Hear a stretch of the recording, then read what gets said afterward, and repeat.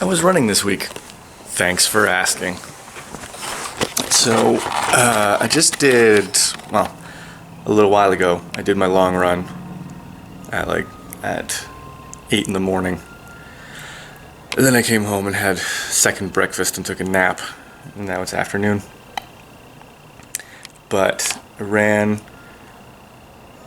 about 12 kilometers. Now my prescribed distance in the program that I'm running is 5 to 8 miles for the day. And what got me thinking is that I never did anything like that.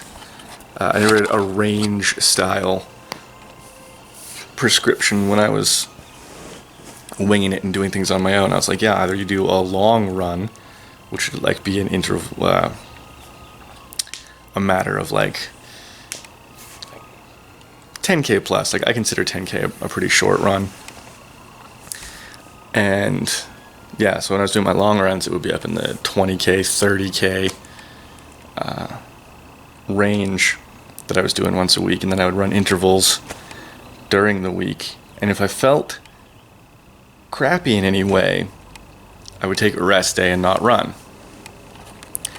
And it didn't. And then when I read Chrissy's book, she said, like, yeah, if you're feeling crappy, take the lower number of all the workouts that have a range. If you're feeling crappy, do the lower one. If you feel good, go for the higher one. But don't exceed the higher one either, because you've got a lot of miles to run each week.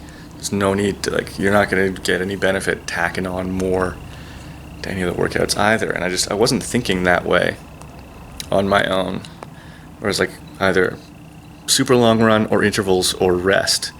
I never thought, like, yeah, I gotta run today, but I won't run too much or I won't run too hard.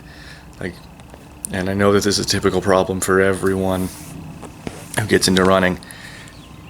Easy days are the hardest days.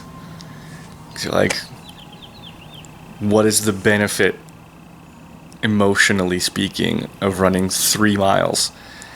Feels like you might as well not even bother to turn up for that.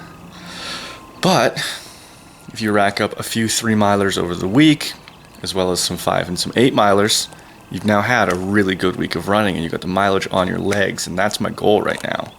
My times are essentially fine, and as I've said before, maybe not on this channel, but certainly in the blog, my cardio is fine. I know I've got a 3-hour marathon in my lungs.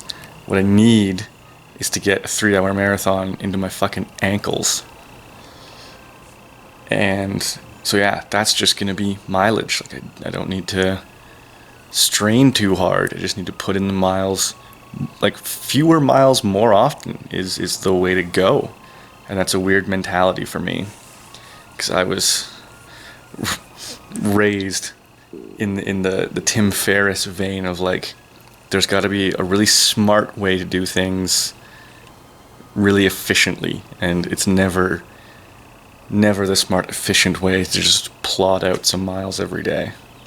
But that's what you got to do to get the musculature and the connective tissue involved. So I might go for a float or a sauna today. I can never decide. And that's my week is over. I ran something like 25-ish miles this week. I'd have to look at the exact total mileage in the program, but it was 20 plus miles. And I don't know what I'm going to do next week, because I've got a 10K race a week from today. So I don't know quite how much I should taper for that or whatnot. But in the program that I'm running, the first track workout is in week 2. And so I'm really excited for that, and I really want to do that. So I think that's Wednesday. Okay, Friday Fitness.